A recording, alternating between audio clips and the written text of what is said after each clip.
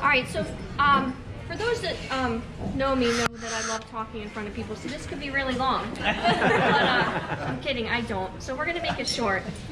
I've been friends with Lisa for 5 years now, and the whole time we've been friends, I've heard, I'm never going to meet anyone in Delaware, I hate Delaware, I'm going to move out of Delaware. And, well, she did meet someone in Delaware, and her excuse is he's not from Delaware, but still, he lives in Delaware. So she met someone in Delaware. Delaware's not so bad. So I was there when they met for the first time, which is why I get the pleasure of standing in front of all of you and giving this speech. So I'm going to explain a little bit about how they met. Their meeting was about timing, and I've always thought people are, destined to meet each other, and they proved that correct. So we were out. I'm so sorry. I'm so shaky right now. We were getting a drink one day after work. We were scheduled to meet, and my principal, who really never lets us leave early, let me leave an hour and a half early. All of us at my school that day. It was an in-service day. So I called Lisa. I'm like, I can leave early. Let's go. And we left early, and we went to Kitchleen's, if you guys know, in Delaware, and we got there, and it was COVID, so seats were limited. And I like sitting at the bar, just when we're out. So there was no seats at the bar. There were tables, like high tops, and we were, I'm sorry, you're so close to me. We went to the high tops at first. That's where they seated us, because there was no seats at the bar. And I was miserable. I'm like, we need to sit at the bar. Before that, I forgot the one part.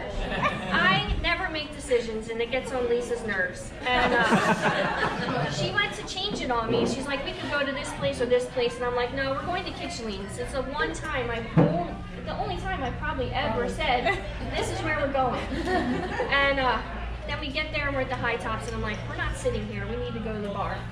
So we were scoping out, and it looked like Tim and his friend were finishing up at the bar, and I'm like, we can sit there. And then the people next to him are finishing up, so I'm scoping it out.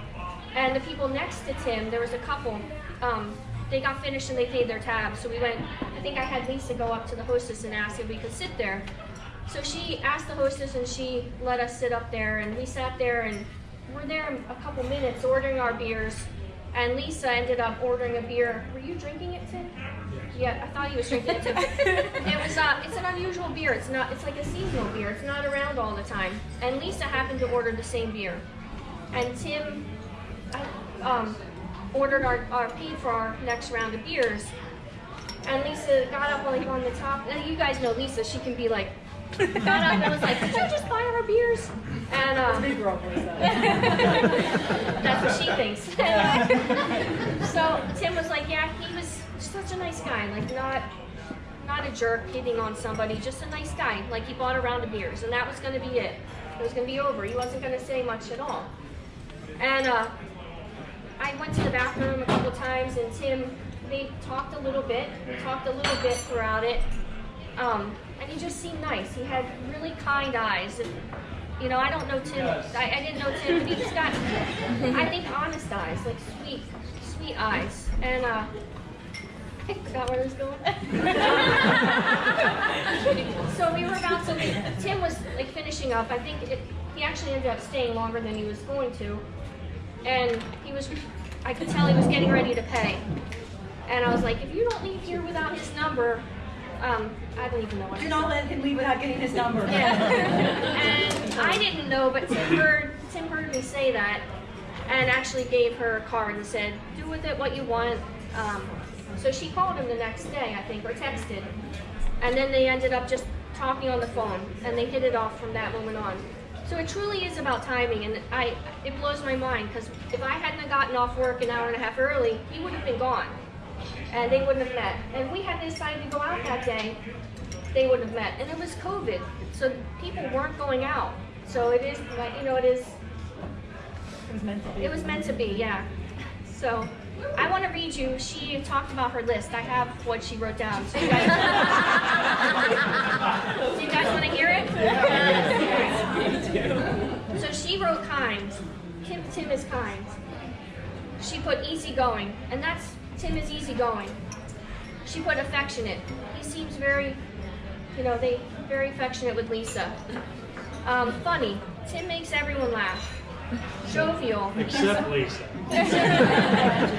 He makes her laugh by the dad jokes. Yeah, she told me she loves those, by the way. Likeable, good character. Tim has those. Respectful. He's a very respectful person. Trusting. Fit, active, healthy. Outdoorsy. Employee typical hours, which you pretty much are, right? Yeah. A great smile. Sparkly eyes. So, what we saw in Tim was kind eyes, like sweet, kind eyes. He does have sparkling eyes. Age That's what I heard. appropriate. I heard a lot that day. I heard, Lisa, he's kind. He's kind, Lisa. Look at him. Yep. Age appropriate, which he is. And the last thing was hair like my brother's, and he does.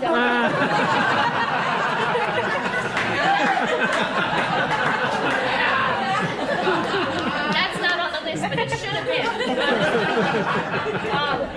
So anyway, people that know Tim and Lisa, they keep their circle close. And today their circle got a little bit bigger. So Tim's people are now Lisa's people, and Lisa's people are Tim's people.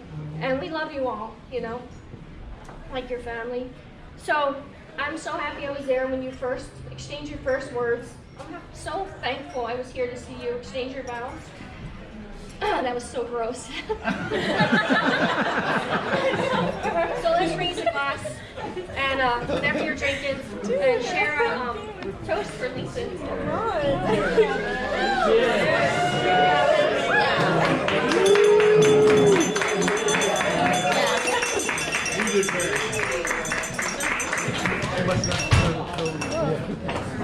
That's an Italian thing. I think it's just a thing.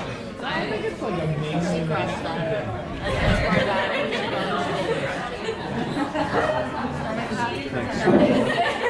Guys, let's give it up for Barbie one more time.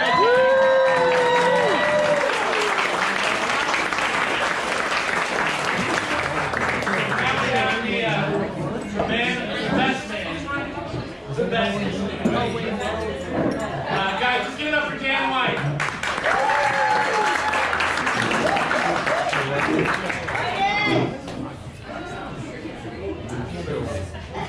Lisa and Jim, thank you for having